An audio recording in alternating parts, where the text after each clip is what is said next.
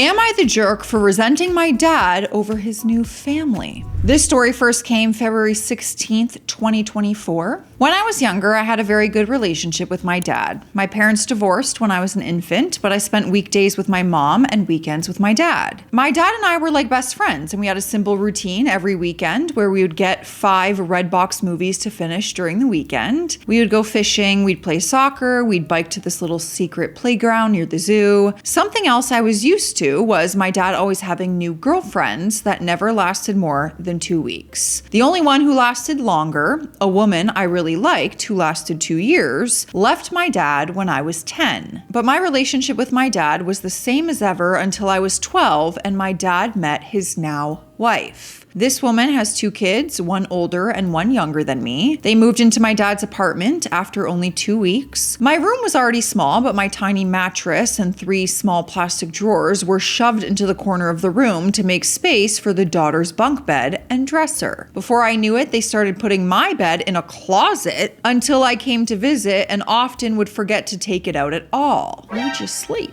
When my dad moved into a bigger house, the older sister got her own room while I had to share one with the younger sister every weekend. The 3 small drawers I had were soon just 1 drawer because the little sister wanted the other ones for her toys. Slowly, I started visiting my dad less and less. Then everything went especially wrong when my dad got his girlfriend pregnant after 1 year. They got married and I didn't know that for a whole month because he didn't even tell me. You didn't go to the wedding? Did they have a wedding? I also didn't know my baby half-sister was born until weeks after she came home from the hospital. To make this new family happy, he started spoiling them and stopped paying child support for me and my mom. His wife is a jobless gold digger who only cooks and cleans and shops. Her older daughter is having her college paid for by my dad, and the younger daughter is the definition of a 10-year-old Sephora kid. As for my half-sister, she is still a toddler but is clearly spoiled and hates the word no. The routine I used to have with my dad is now dead. As for my stepdad, he's been with my mom since I was 5.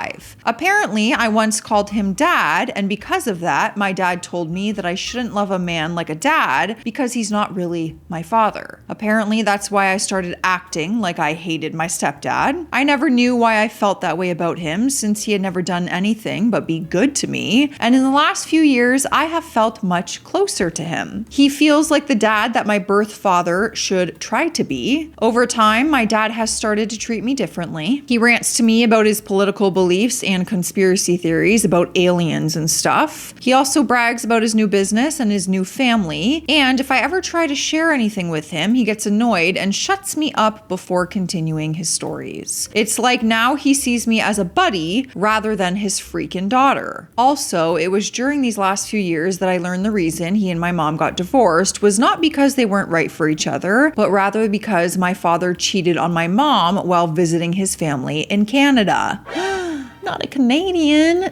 No, man. I am now 15 and I have become a completely different person than the one my birth dad remembers. I no longer love the beach or soccer, and I now love music and reading and writing. I have written and published 2 books since 2022, and I'm writing the 3rd in my series at 15. I was probably still picking my nose at 15. Actually, I think I was drinking illegally. Mind your business. My stepdad supports my dreams and loves me so much that he brags about me to friends and family and calls me his daughter. My stepdad has an actual daughter who I love like a real sister, though she lives up north with her boyfriend and I don't see her often. Still though, I love them more than I love my birth dad and half-sister who I'm actually related to. My dad blames me for never calling, though because of how he's treated me lately, I don't feel like I owe that to him. I also go months at a time without visiting now because I no longer feel comfortable at that house, especially since the bed I sleep on over there is literally considered their guest bed in my birth dad's house. I am a guest. Because of all this, I resent my dad. I haven't told anyone about this, so no one is calling me a jerk, but I'm wondering if I am because my dad is in love with his new family, and I'm wondering if it's a bad thing that I'm not happy for him. Am I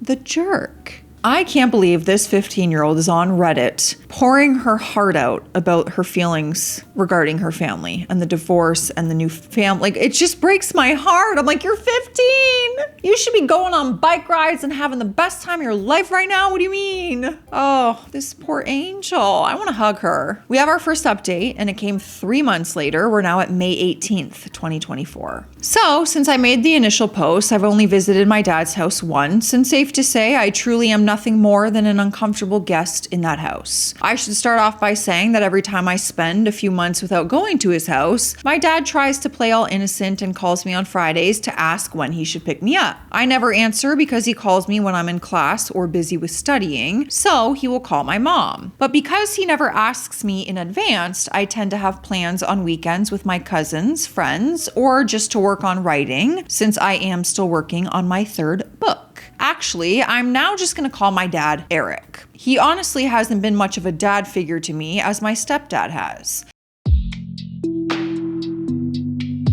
Anyway, it was my mom who had decided that I would go over to his place. Despite the fact that Eric hasn't paid child support in over 2 years now, and I hate going to his house, my mom says I should visit from time to time to keep him from getting the court involved. She confuses me, sometimes saying that he's a deadbeat man, but also sometimes saying that he's a loving dad who deserves my respect. However, under these circumstances, I'm fairly certain that nothing would be any different since I never visit him and he doesn't pay child support anyway. In fact, once on Christmas, he bought a bunch of new gifts for his new family and wrapped them up and everything. But weeks before Christmas, when I was visiting, he drove to Walmart so his wife could do groceries, and he handed me $200 and said, "Merry Christmas, buy yourself something and the rest can be child support or whatever." Gee, thanks. I bought 2 books, but the rest of the money that was supposedly child support was nothing near to the amount that he owed. I have told my mom I would be happier if he lost custody of me and my stepdad adopted me, but she thinks that's too extreme and says, he's still your dad, he deserves your respect and love. Now, about the weekend I visited him, from the minute Eric picked me up, all he talked about was his new family. He talked about the older sister and her boyfriend, the younger sister and the shopping she does, and my half-sister who can now talk a little bit. I stayed silent the whole ride until he asked me a question about my school, and when I answered his question, he got frustrated and went into a conspiracy theory rant. I tuned him out for the rest of the drive after that. The rest of the weekend wasn't any better. The older sister did what she always does when I visit and lock herself in her room, only coming out when I left the house or when I was in the bathroom so she wouldn't have to talk to me. And the younger sister still had a friend of hers over, and her friend had her stuff tossed on my bed and was sitting on it because it's the bed she sleeps in when she has sleepovers. Eric's wife did a poor job of hiding how bothered she was by me visiting. More than once, she has been completely shocked that I was visiting because Eric didn't tell her, so she couldn't disagree. And also, most of the weekend consisted of Eric taking me and my half-sister to a playground so that she could run around with her friends, and I just sat on a bench to read, but I didn't have much time to myself since Eric kept leaving and told me to keep an eye on my half-sister, who is a wild and fussy kid. I'm not a babysitter, and while I am good with kids, that does not mean I enjoy putting my own time aside to look after them when they're not my responsibility. I had to spend 2 days in either pure chaos or discomfort, and I had to talk with my mom about me not wanting to go over there anymore. She said that's fine, she won't force me to go anymore, but she has said that before. I don't believe her. I don't really have anyone to talk to about this, and this whole situation is stressing me out because I don't remember my dad ever being as happy as he is now, and I still sometimes feel like I should be happy for him. We do have the next update. It's only been a couple of days since my last post. Since then, I have taken the advice most of you have given me, and I talked to my mom about how I don't want to keep being forced by her to visit Eric, my sperm donor, as most of you referred to him as. Long story short, I'm not 100% sure that she won't continue to send me over to Eric's house, but she did wind up sending him long texts, chewing him out for not treating me right and telling him to step up and pay his child support. He didn't answer her though, so I followed some other advice and I wrote him a long text myself that detailed how I felt about his treatment of me the last few years. The thing is, as soon as I sent that text, he called me to yell at me and called me spoiled and overdramatic. topic. He said it's my fault we don't have a relationship since I never visit or talk to him anymore. And because I mentioned the unpaid child support, he said that I was only reaching out to him for money. I nearly cried during that phone call and I wound up just hanging up on him.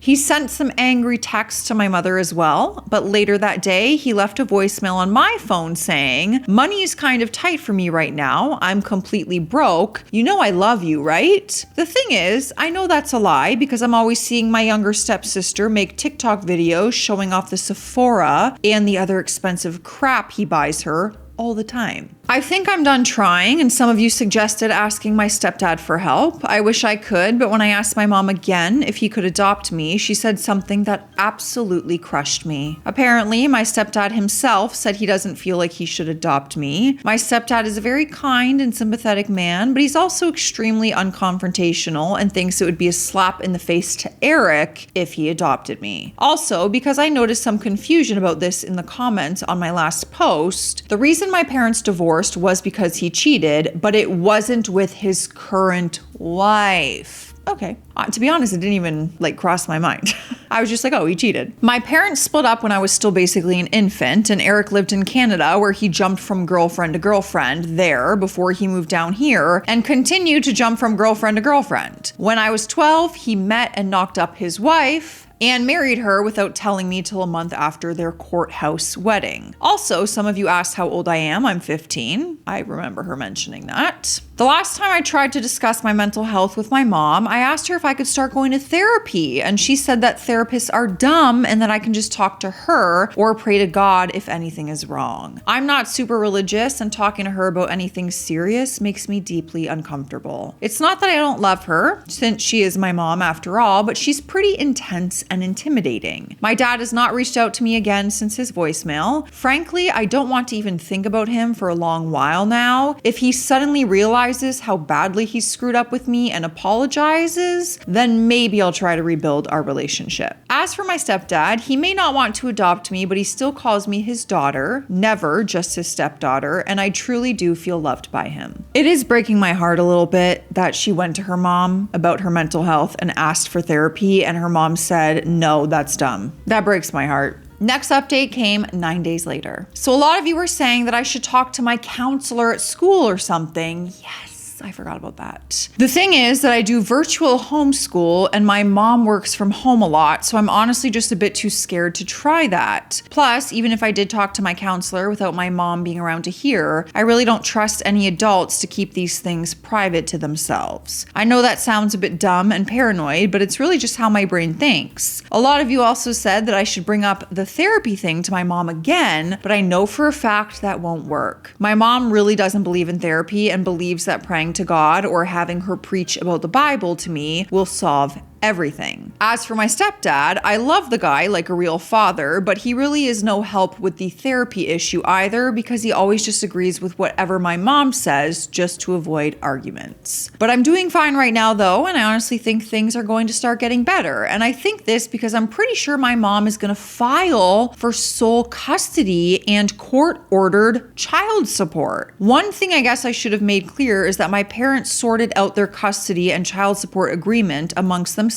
when they got divorced. The agreement is that I spend weekends with my dad and he pays my mom $100 per week. I'm pretty sure my dad only stuck to that agreement to keep himself looking good until he could finish his US legalization process, since he used to be an immigrant from Canada. Once he was legalized, he stopped paying the child support and began spoiling his new family. Anyway, I went to my dad's house this last weekend. This time, my mom didn't force me and I actually decided I wanted to go because I wanted to give my dad one last chance. He picked me up from my mom's house and we didn't get down the street before we started fighting. I was excitedly telling him about a business idea I had where I can make book boxes and sell books with DIY necklaces and hand-painted bookmarks that match book covers. And he was telling me my idea was stupid and unprofitable and a waste of money and time.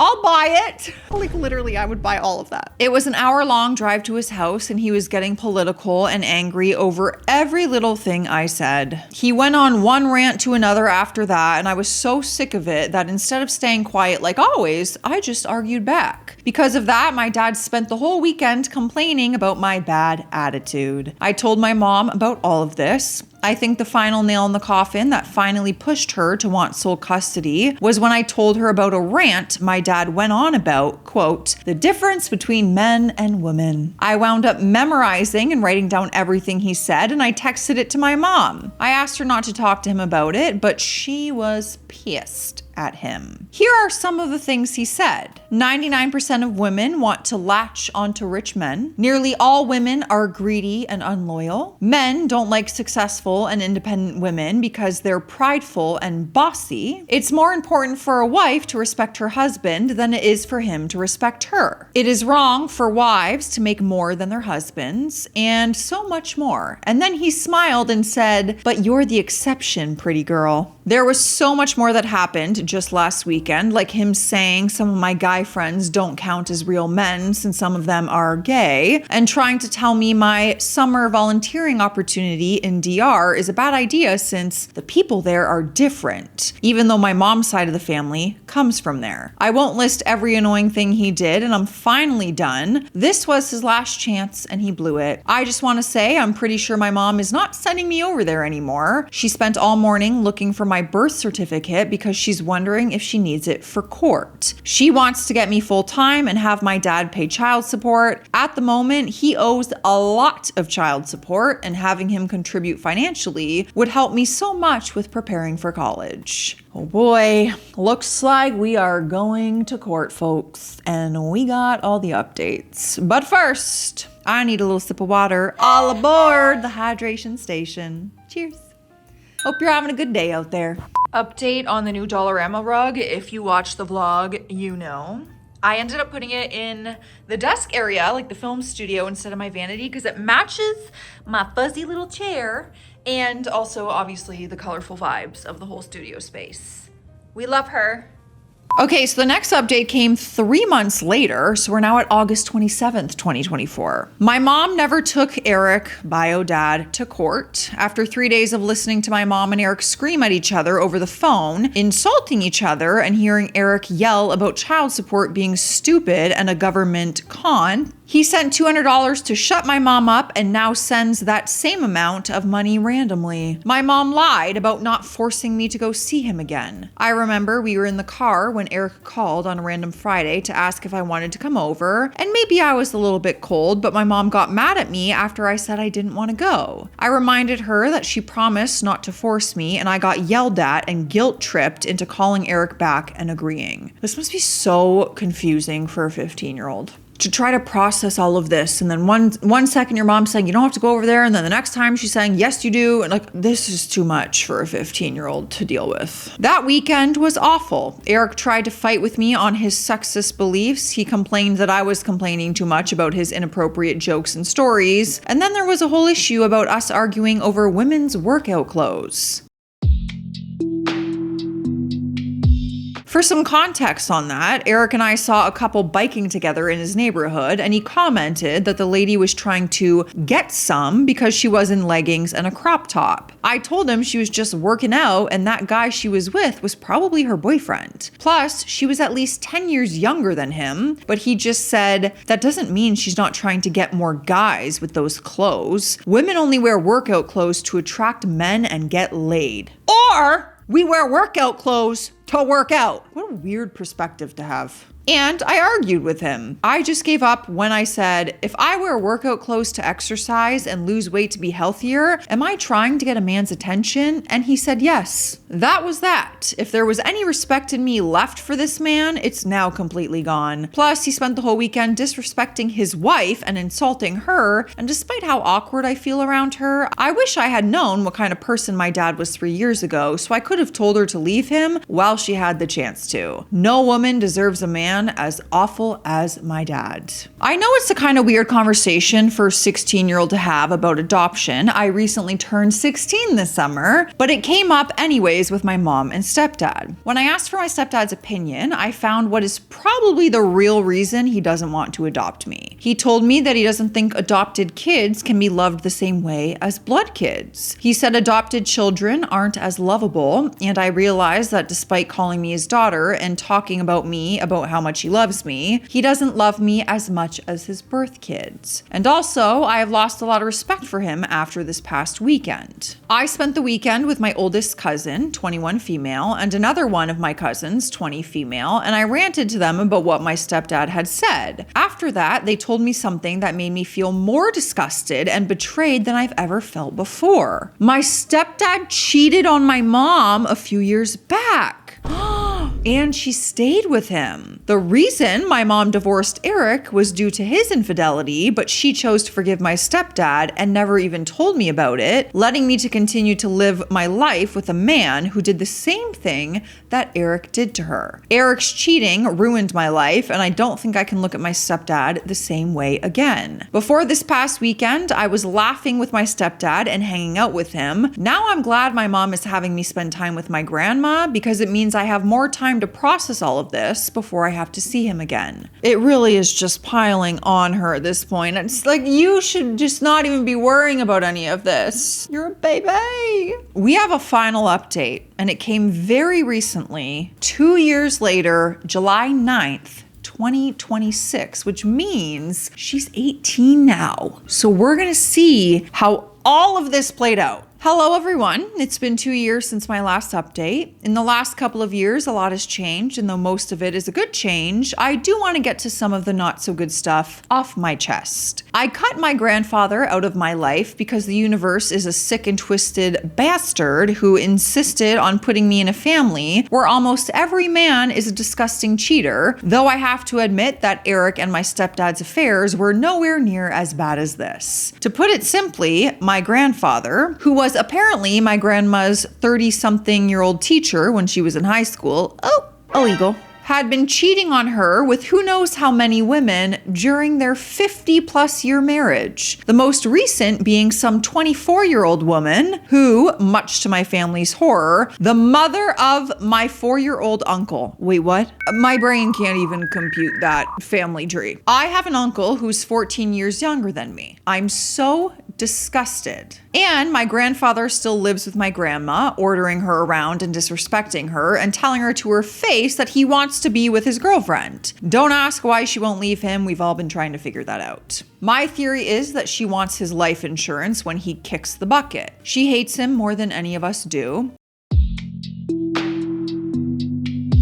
Anywho, some other crap that went down happened at my high school graduation back in May. My mom insisted I had to invite my dad for the sake of maybe coughing up some child support out of him, if nothing else. I'm not upset with her at all for insisting on it. If I'm being honest, in the last couple of years, my mom has been just as sick of my dad's crap as I have, and she and I have honestly grown a lot closer. Lately, I feel more comfortable around her than I ever have before. But back to graduation, my dad showed up late and refused to sit with my mom, auntie, and cousin. Instead, he sat in the row behind them. After this whole thing, my cousin told me that he was rude and political the entire time, enjoying the sound of his own voice. Then, after I walked the stage, he apparently went to the bathroom and just didn't come back. After the ceremony, when I went to find my family, he wasn't with them and he wasn't answering our calls, so we left and I just didn't see him that night. Later, at a celebration dinner, he called and yelled at me and my mom for not finding him or contacting him, even though the moron had left the place before us and we had tried calling him several times. I was so sick of his crap that I just hung up and I enjoyed my night. Now, the latest news about Eric is that I have fully cut him out of my life and I'm sticking to it this time. He had invited me out to spend a day with him and my half-sister at a water park. I have a car now, so I drove it to meet up with him. It was okay for about 10 minutes. Then he asked asked me about college, and that's when crap hit the fan. Then, when I tried changing the subject to how much I like my roommates, he started insulting our majors, saying that we will be government slaves and crap, and trying to mansplain that my major, which is the science of developing medical technology, is apparently, quote, creating bioweapons to mass unalive people. I don't even know. But anyhow, the whole confrontation ended with us screaming at each other about the graduation incident, and when he started insulting me and my mom, I snapped and left. I blocked and deleted his number, and I haven't spoken to him since. I officially turn 18 next week, and when he no longer has any legal obligation to me, I'll have no obligation to him. All that crap aside, I'm proud of myself for the work I've put into my studies and honestly my own health. Over the last couple of years, I can honestly say I've grown in confidence, and I am proud of what I've accomplished for myself. I'm also so excited to start at my university. My roommates are really awesome, and our dorm is an apartment style, so I get my own room to decorate exactly as I want to. Moving away from my family feels like the right thing to do for myself. Oh my gosh, I'm just so excited for this chapter for you. I want to be able to start my new life for myself without the toxicity of family still looming around me. I want to thrive and be happy at university. This update is to tell you that in a few weeks, I will be moving on from all the crap I have shared in all of these posts. Officially signing off. Girl, I am so excited for this next chapter of your life. I think that's exactly what you need. To go out and be a kid, be young. Oh my gosh. I'm thrilled